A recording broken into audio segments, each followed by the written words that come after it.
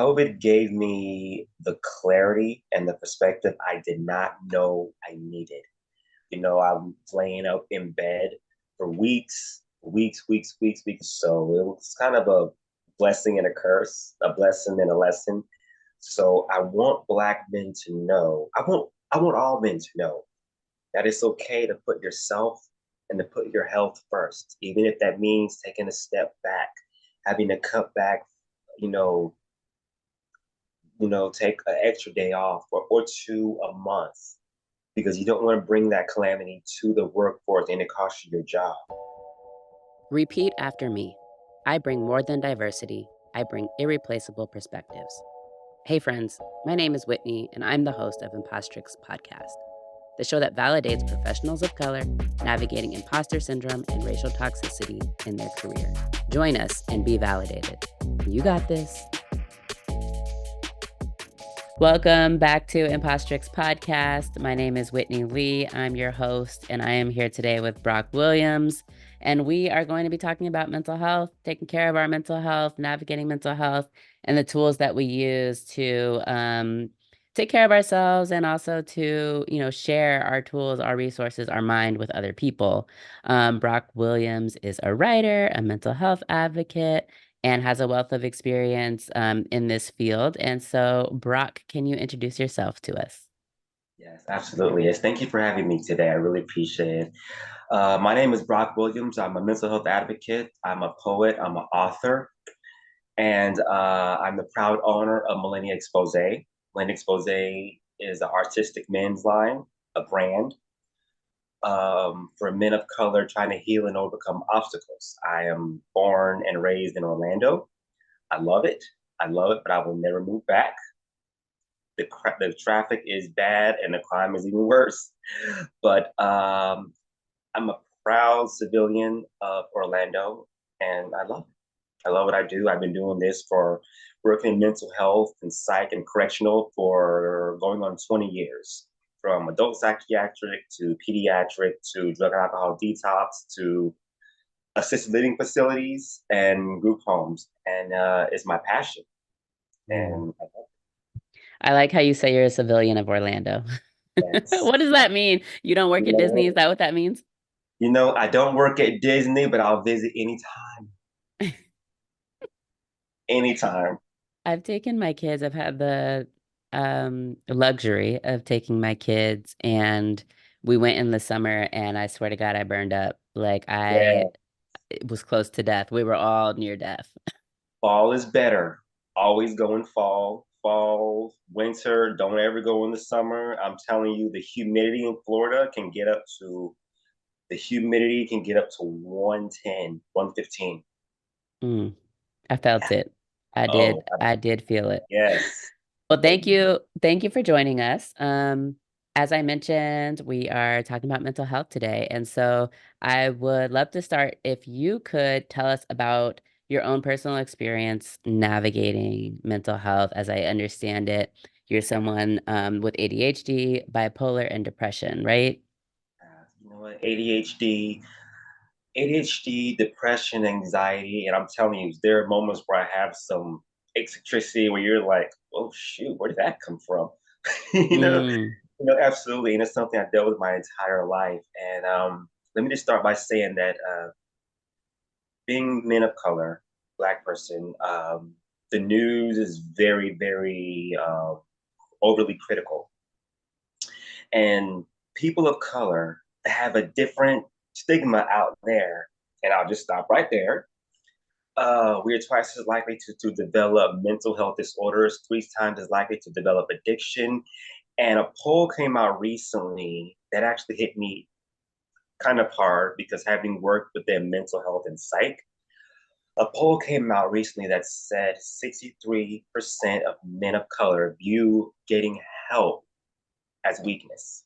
mm, And that had an effect on me because having worked in mental health for nearly 20 years, I found it to be true. Because when I was coming up, children were seen and not heard. And and as young men, we're taught and told from a very young age. Um, I'm just gonna go a little far for a minute. Yeah. Um, Wipe your nose, boy. I'm raising a man, not a boy. Mm-hmm. Real men don't cry. Mm-hmm. Go cry to your mama. I don't want to hear that. And we're taught this, and we're told from a very young age, and we take that from childhood into our teens, into our adulthood. And the worst part is we're told and taught to suppress, not express. And that bugged me growing up. Excuse me. That bugged me. So how can you heal if you don't know how you feel? And the worst part is as you get older, you suppress your emotions. You know, it takes a toll on you. And we're living in a day and age, this new generation is on some next level stuff. When you were taught and told to suppress yourself and told, people of color, don't get help. Oh, you'll be all right. Now listen, pray about it. You'll be all right. You'll be all right. Ain't nothing wrong with you. Listen, if you got a problem, go down the street. Go down the street, make a right, have the pastor put hands on you. And you know what? And that's fine. That's fine. But sometimes it takes more than that.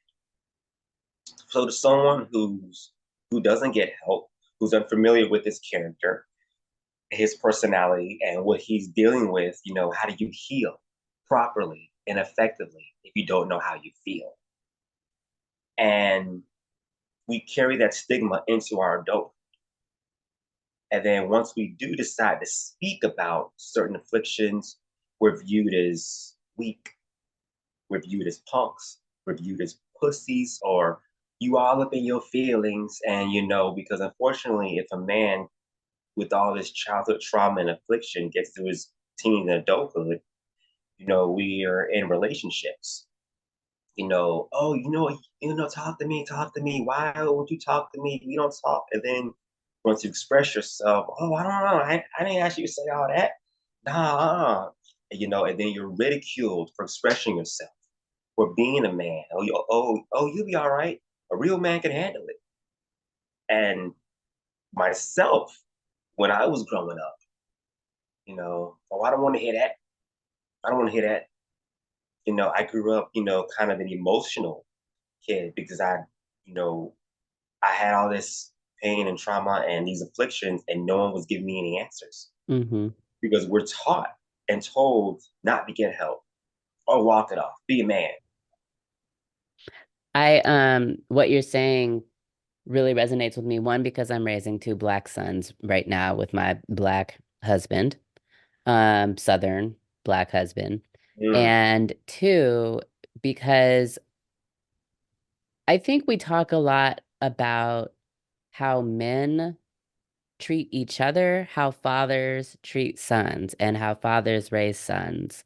But we don't talk enough about how everybody who loves men perpetuate the stigma of, having mental health issues as being a weakness or of showing emotion of being weakness. And it's since becoming a mother, one of the things that I'm thinking about frequently since I have young kids who are constantly crying and constantly screaming and constantly having temper tantrums and showing their emotions. And how do I navigate between wanting to keep my sons safe and alive mhm. and to be perceived as not a threat for as long as possible, but also prepare them for this world that is hard on them, that is expecting men and Black men to act a certain way, to be a certain way, and that will prey on Black men for perceived weakness, because this world doesn't yet acknowledge the strength in a man knowing his feelings, a man knowing how to communicate his feelings and how to process his feelings. And so when you were talking, that's what that reminded me of, was just how myself as a Black woman, like how do I perpetuate the this myth, this reality that Black men are experiencing, where they're not allowed to show up in their fullness because of our societal standards and norms around um, Black men and not showing emotion. So I'm glad to be talking about this today because I think it's real easy for us to sit back and say, "Oh yeah, man, black men should be able to cry and Black men should be able to do this, that, and the other thing." But I think when we start to ask ourselves, okay, well, have I actually created a space where my Black male loved one, whether that's a brother, whether that's a coworker, whether that's a father, a spouse, or just a friend, like have I created a space where this person feels like they can come? Correct. You're so correct. And if young boys don't feel like they can cross that boundary, they're going to shut down. They're going to shut down. They're going to suppress. The numbers that you quoted around, I think you said 63% of, was it Black men who think that other Correct. Black men are weak if Yeah, they have, okay. 60% of Black men view mental health and view getting help as a weakness. And that number just hit me because, you know what? Unfortunately, it is true. So at the same time, too, we're taught to suppress our emotions. So as you do get older, you're feeling some kind of way, you don't know what to look for. You don't know what to look for because we don't talk about getting help. We don't talk about our mental health in the Black community, in the ethnic community. So you're growing up, for the most part, disconnected from your health and disconnected from your emotions and disconnected from your identity. But the world is telling you who you are, how you're supposed to be, what is expected of you, but they never walked in your shoes. Hmm. And And that I, just made it harder. It was only until working in mental health did I figure out who I was, what I was about, what I was feeling. And it was only until, was it 2006, I believe, I come to find out that I had ADHD, depression, anxiety, and high blood pressure mm, and sickle cell. mm, We do not talk about our health. Oh, be all right. Oh, be strong. You'll be all right. Listen. I know who I am. You ain't gotta tell me. I know who I am. If I got a problem, hey, I'll be all right. And we go up with that mentality. So I was able to really get help, to get help. And I'll say it again, to get help. Getting help, getting treatment, getting therapy doesn't make you any less of a man, doesn't make you any less of a person, does not view you as weak. You are not considered a pussy for hmm. getting help. But we live in a day and age where our guard is up. And our guard is up because we don't trust anybody. So working on your mental health, even if you're not sure what you're feeling, you know what? Type it in Google, type in symptoms. At your employer, wherever you are, ask if they offer a EAP, Employee Assistance Program. I did, and we had a therapist there every week. I went for 4 months, every Friday after work. I went. I needed it, and it was very helpful. You know what? When you don't know how you feel, you don't know where to look, and when you don't know where to look, you're lost. You know what? And so I'll tell everyone, even my clients that I work with now, and even people that I socialize with online, on social media, I'll tell them from the get go, listen, look for support groups in your area, look for group chats on social media. I mean, you spend all that time on your phone anyway. Hmm. Make the most of it. Look up mental health pages, look for, you know, pages that resonate with how you feel. If go to CVS or Walgreens and ask questions. As a matter of fact, last time I went to CVS, I put my hand in that blood pressure cuff. Found out my blood pressure was through the roof. Mm, I advise everyone do the same thing. Make your mental health a top priority. And the older I get, I'm about to be 40. The older I get, the more that is taken into consideration, and the more I understand the value of your health and your mental health. And I tell everyone, you know what? Even going to the gym, change your diet. Even if you go to the gym twice a week or once a week, walk around the block, get that blood pumping, release those endorphins. Uh, do what you did not do yesterday. mm, You know what? Knowing where you've been depicts where you're going. And as a man, getting help is the next stage in manhood. That old saying, too much pride can kill a man. We put up these walls, these guards. Well, mm, how long will you keep doing the same thing? How long until you break the cycle? Or how long until you break the curse? Because as men, we remember what our dads told us, what our uncles told us, what the guy down the street told us. We remember what our mother told us.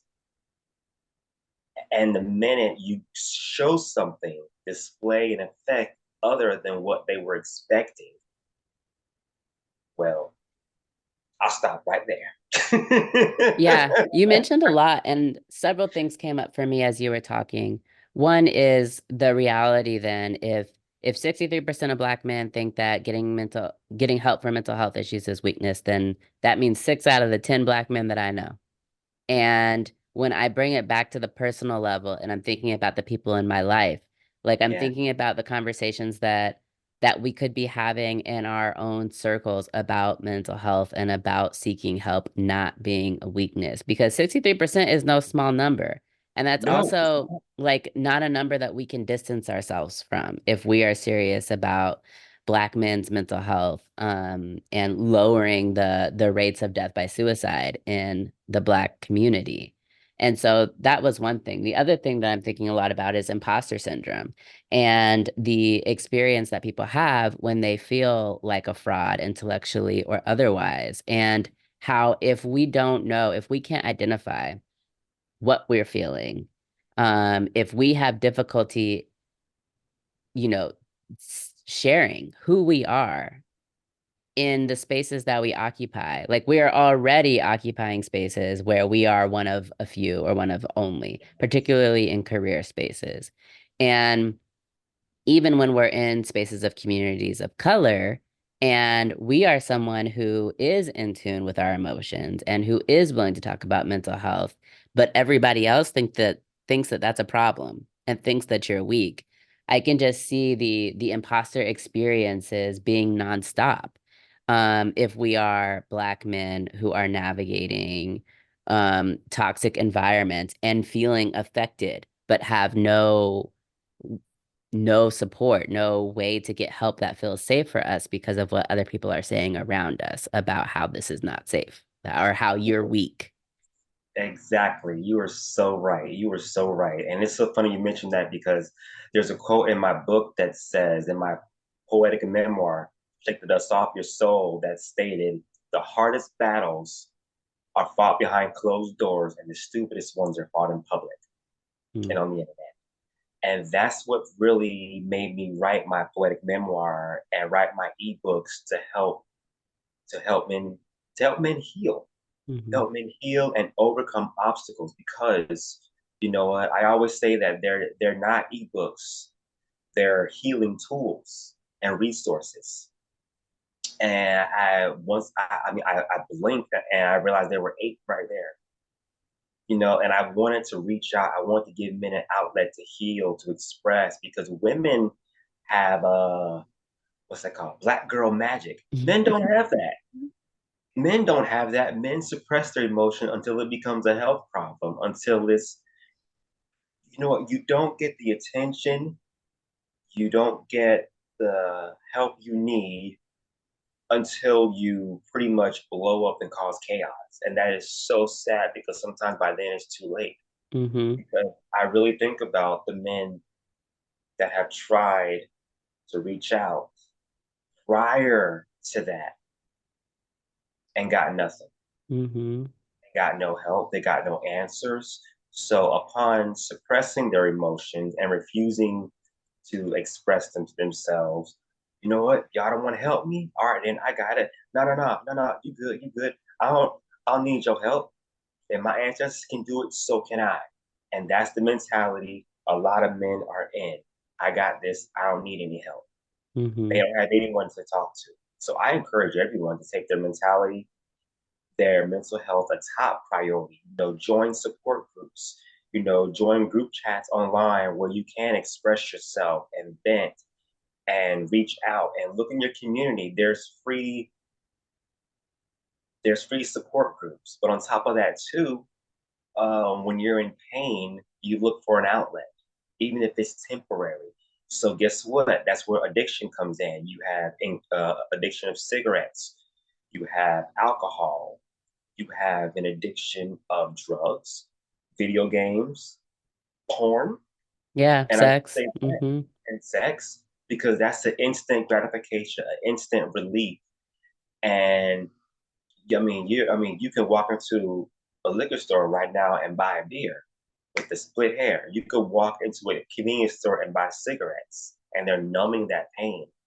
But that pain is still there. But when they come down off that sensation, they're right back where they started. So you have men that don't have an outlet of expression, so they're turning inward. And the more they turn inward, the harder it is to come out of that addiction and get help because they fear ridicule, they fear a disconnection, they fear embarrassment because when they tried to reach out in the past, they got nowhere, so they gave up. Yeah. I'd love to know how you got here, how you got to being a mental health advocate, how you got to your career of being, working inside institutions to support people with their mental health related needs. You know what? It was funny you asked that because I was looking for a different career path one day, and a friend of mine referred a hospital. I was like, "Oh, I'm not a doctor. No. It's like a treatment center. You know what? And you just go in and you talk to people." And I said, "Oh, all right, I can do that. Not a problem." And I blinked. 3 years later, excuse me, 3 months later, I was promoted supervisor. And I was shocked. I said, this is me. This is me. And I love to help people. And I love speaking, as you can see. I love to speak. And mental health became one that I can connect with.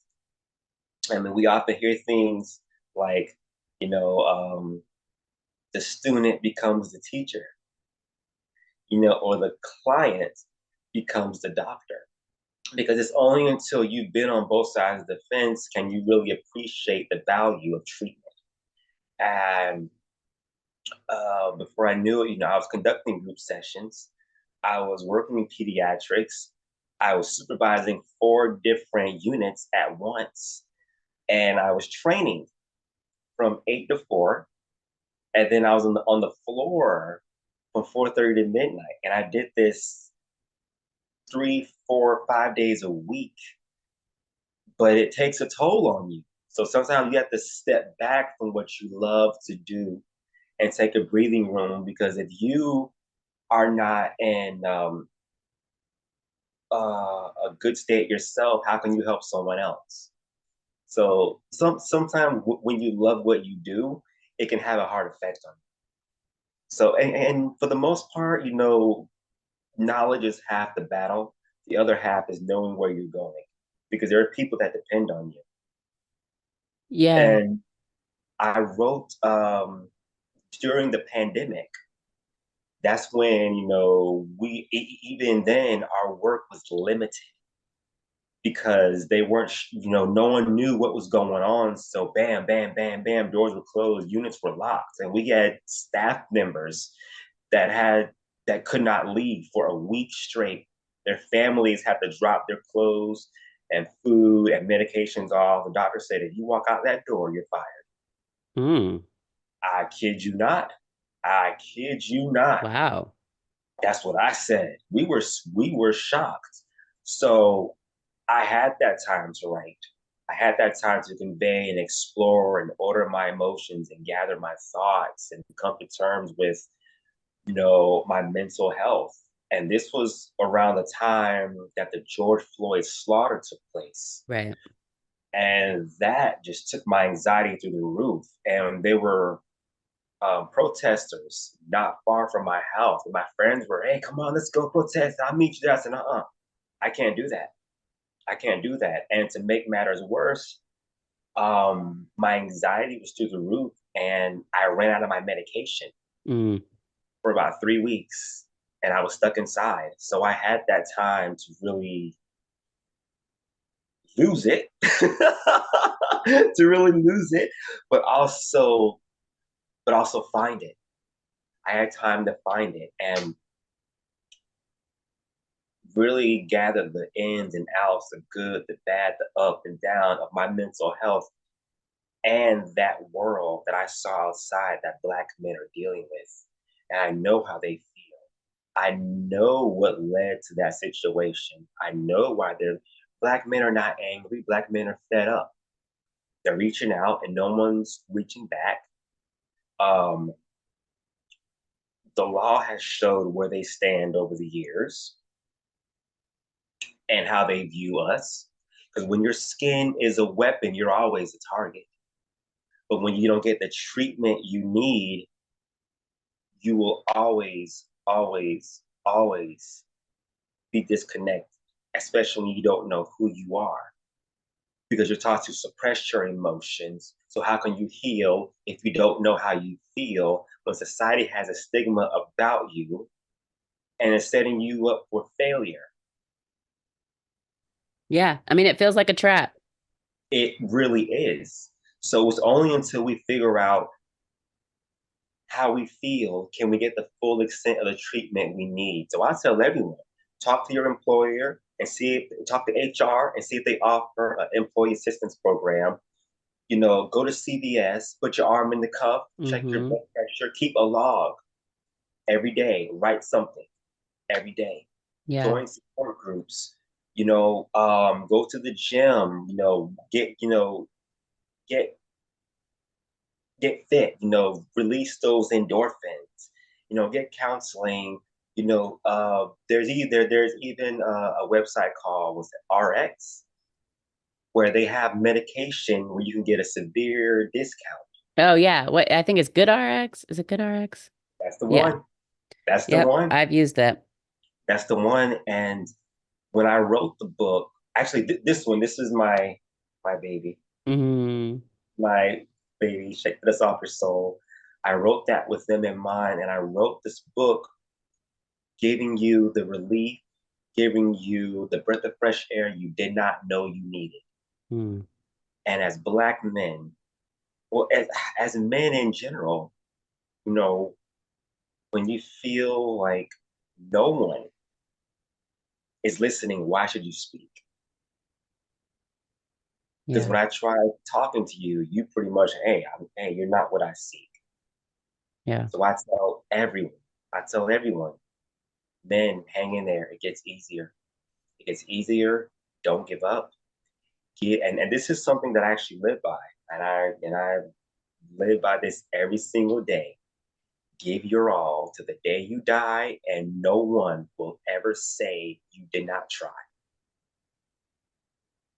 I live I by it. appreciate your sharing, some of the tips as far as the different things that Black men can do to address their mental health needs. One resource that I used a lot when I was a W-2 employee was the Employee Assistance Program. Most most people who are W-2 employees do have an employee benefit called an EAP. If you're a lawyer, sometimes the bar associations may have what are called lawyers assistance programs. Mhm. There are other programs within specific professions that offer you a variety of services. So I've done both counseling, therapy, like I've been connected to therapists. In fact, my current therapist was a connection that was made through the EAP program that I just continued. And so for me, it was like you start out with 3 free sessions. Yeah. And it's not relying on your insurance, so you can see people who are out of network. And it's like 3 free sessions per issue, per year. And I've also benefited from career coaching. That Yeah. was a benefit of my employer. It wasn't attached to the EAP, but it was like a separate, because sometimes employers will have other stuff.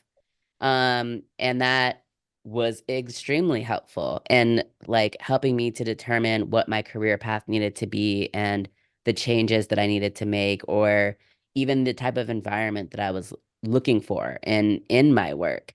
And so I wonder, if you have other suggestions as far as how people can use the resources that are available at work and or set boundaries at work to be able to protect their mental health, like taking a mental health day, or using your insurance for addiction and recovery treatment or detox, that type of thing. Absolutely. You know what? I would definitely check with your supervisor or your director, or even go as far as HR, because a lot of these programs that are offered, they don't broadcast. They don't broadcast. They're covered. Some of them are covered by your insurance, and some of them are covered independently. But you have to ask for them. You have to ask them. Hey, do you have any pamphlets? Do you have anything I need? Or even is there a 1-800 number I can call? Listen. Hey, I gotta tell you something. I'm having some anxiety. You know what? And I've had to do that, especially working in the medical and psych field. It can be overwhelming. We've had people go on their lunch break and not come back. We've had people show up and say, "Take me off the schedule immediately." And people would show up 10 minutes into their shift and leave. So, if you have to take that break every month, if you have to call out, uh, or have someone cover your shift, or swipe shifts with somebody, or tell the person that's the scheduling, hey, listen, um, I'm starting a group session program for my mental health. So I need this day off every month. Don't schedule me this day. I mean, I've had to do that. I've had to take a day off a month, 2 days off a month for my mental health, because, the pressure was getting to me. I was working 55, 62 hours a week, and that's a lot of pressure. And then you have your life outside of family, outside of work. You have your family, you have, hey, your kids' football game, your daughter's cheerleading practice, hey, your daughter's giving a recital, she's in band, and mommy's working. Now mommy wants to be there and she's stressed out. And unfortunately, she takes that to work the next day because she's upset because she had to work. So if you feel like you have to take a day off, by all means, or even if you had to cut back and readjust your schedule to 4 days a week instead of five. I know these days it is not easy because it takes 2, 3 paychecks just to make ends meet. I get that, but if there are no boundaries, what boundaries are there? Because as long as you say yes to these overtime shifts, yada yada yada, they're gonna keep offering to you, and your emotional feelings, get put on the back burner. You're losing sleep. You're burnt out. You have errands to run after work. Oh, I'm supposed to be off at 4:30. Now I'm off at 6:30. Oh, the post office is closed. I meant to pick us up for dinner. Oh, I forgot to go by the cleaners. Oh, shoot, she gonna kill me. Oh, wait a minute, it's Thursday. Oh man, he had that practice. I was supposed to pick up him and his friends. And it happens every single day. We get bombarded, we get overwhelmed, and we pay for it, and our emotional health suffers. So if you have to rearrange your schedule or even change your job, as difficult as that may be, you'll be surprised with other departments your job offers. Because I gotta tell you something, I caught COVID uh, twice last summer. I caught COVID twice in the same month, and I was working mental health pediatrics, and I was no good for the field, and I was already having anxiety and depression while at work. So with COVID, I had a bit of clarity and time to think and reprocess and rethink my next step. So this time around, I switched jobs, I switched environments. I make my own schedule. I have my clients that I work with a few times a day, and I'm happy with that. Yeah. Sometimes less is best, but we live in a society that tells us more is better, Yeah. and we take these extra shifts, we take these jobs, we take these offers because they're offering it to us. But at the same time, we take them now because they won't offer it to us next time. And when you need it, they don't offer you anything. Yeah. They don't offer you nothing. COVID gave me the clarity and the perspective I did not know I needed. I was laying up in bed for weeks, weeks, weeks, weeks, weeks. So it was kind of a blessing and a curse, a blessing and a lesson. So I want Black men to know, I want all men to know that it's okay to put yourself and to put your health first, even if that means taking a step back, having to cut back, you know, take an extra day off or two a month because you don't want to bring that calamity to the workforce and it costs you your job. And Yeah. to men that suppress and don't express, they have enough weight on their shoulders. So don't look at your health, you know, as an obstacle. Don't look at Yeah. it as an obstacle. Look at it as okay, this is happening. How do I treat it? What do I do? You know what? What am I feeling? You know what? I think, let me look up these symptoms now. My head is hurting, my fingers are tingling, my heart's pumping. What do I have? Put those symptoms in Google. I mean, we're on our phones all the time anyway. Let's make the most of it.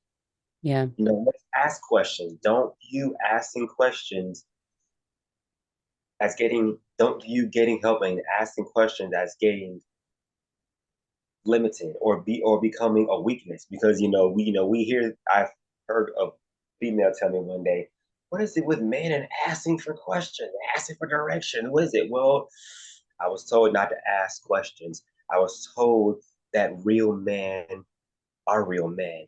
Real men will never ever be a real man if he asks for questions. If he doesn't do this, he doesn't do that. So don't take it personally if I don't ask for your assistance. Yeah. And that's the world we live in, and it hurts me because I saw a boy crying one day, and I asked him, "What is wrong?" He said everything. I said, "What happened?" Like I had a fight in school. Okay, tell you what. Why don't you sit down and tell me all about it?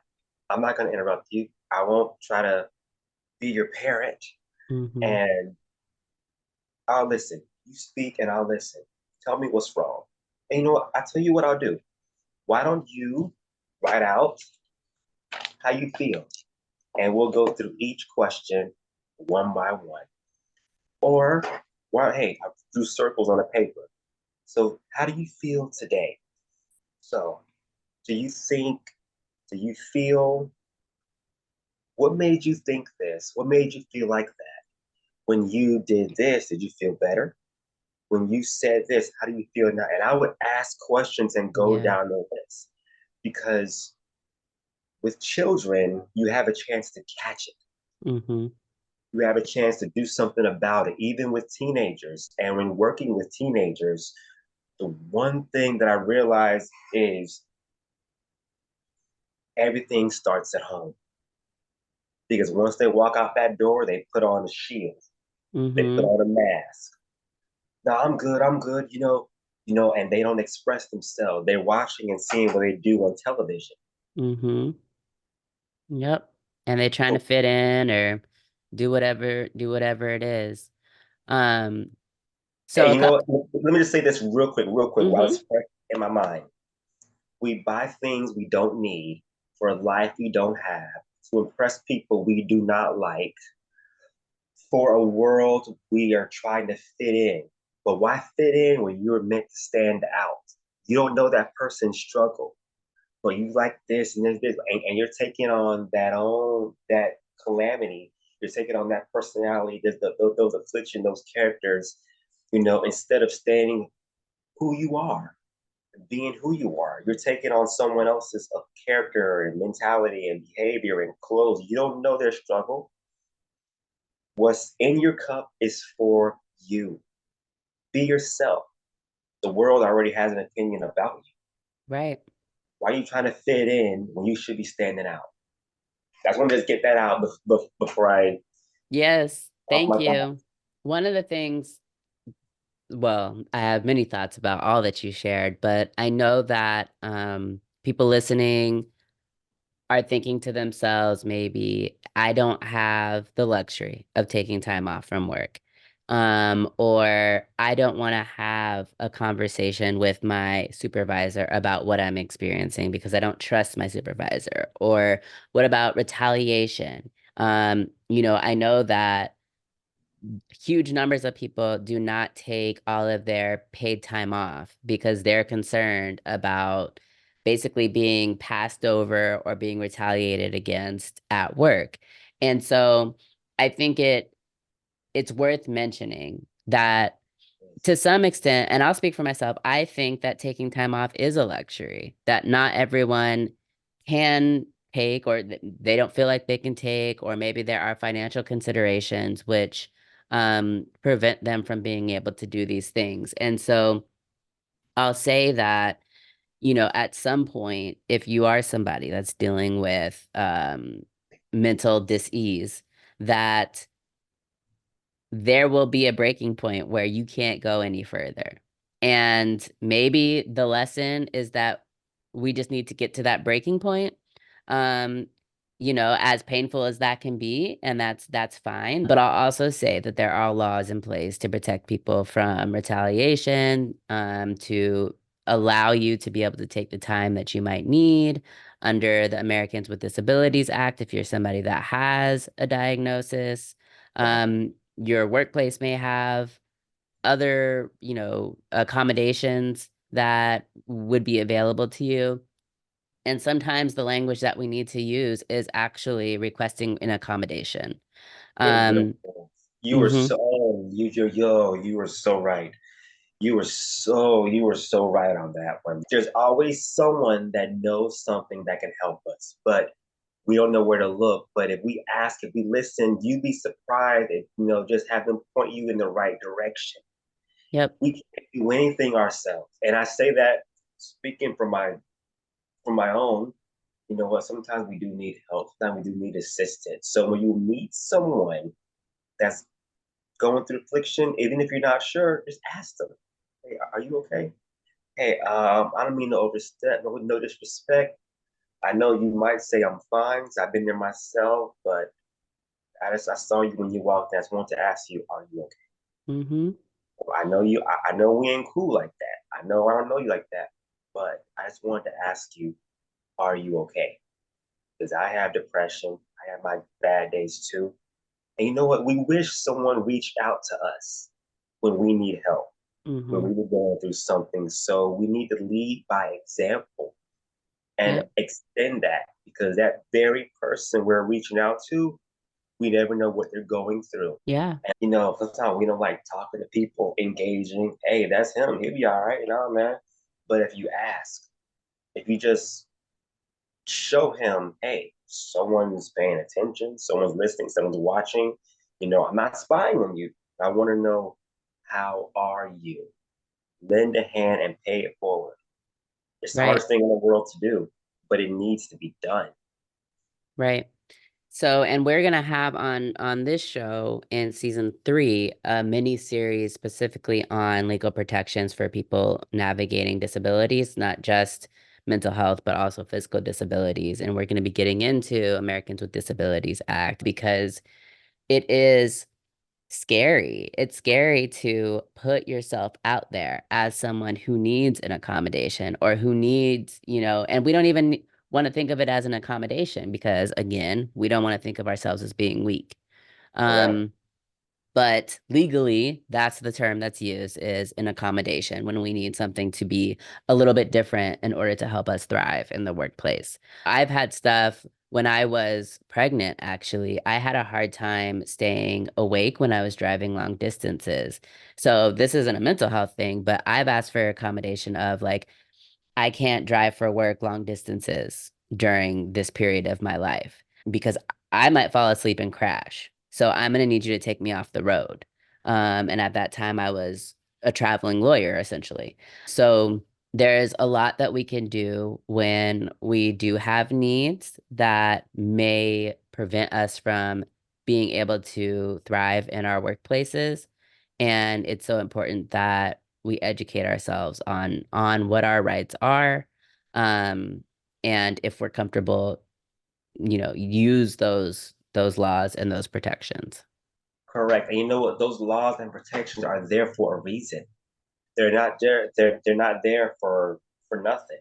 You don't want to be in a situation at work where it becomes unsafe, where you get hurt or someone else gets hurt, and now the company's held responsible. If you can be proactive rather than reactive, you never know how your employer will respond. They could have the very thing you need, but you have to ask for it. Yeah, and I think I'll end with this is that it's so important. One of the things that we can do that is in our control, like we can't control how other people react to us trying to have boundaries, but we can control the supportive community that we roll with, right? Like we can control who we associate with. We can control who we reach out to for help. We can decide whether or not to let people in and to establish relationships that can be supportive.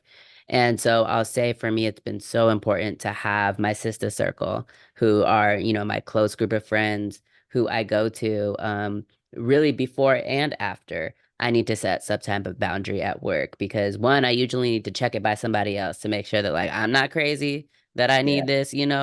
But then, sometimes it does go poorly. Like that is a thing that happens. It's not like every time you say something, it'll go well. Like that would be the perfect world, but that is not the world that we live in. So sometimes you might be vulnerable in the workplace in terms of expressing your needs and communicating your needs, and they'll throw all sorts of stuff at you. Like that's when you in a real toxic place, they'll throw all sorts of stuff at you.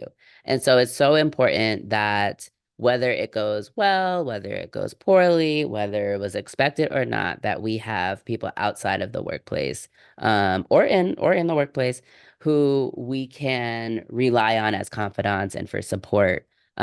Because at the end of the day, we live in a capitalist society and most of our employers really just view us as labor. Um, Exactly.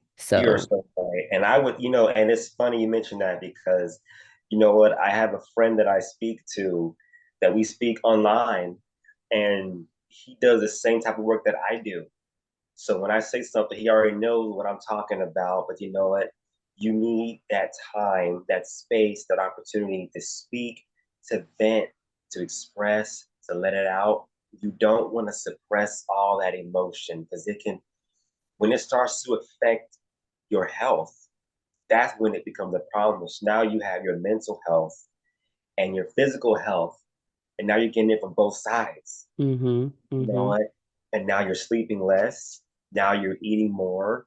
Now you know, you're smoking more if you do smoke, or you're drinking more. So finding that healthy expression of outlet is everything. And I tell everyone, we all need a safe space. So mm-hmm, look in your community, look where you can find free support groups, find online chat rooms, that you feel comfortable with, that you can really express yourself. You know, two people can get more done in a room of 100. So Yeah. even if you need that one person to talk to, whether it be a friend or family, a coworker, wherever you feel that comfortable, where you're allowed to be vulnerable, that's where your access is.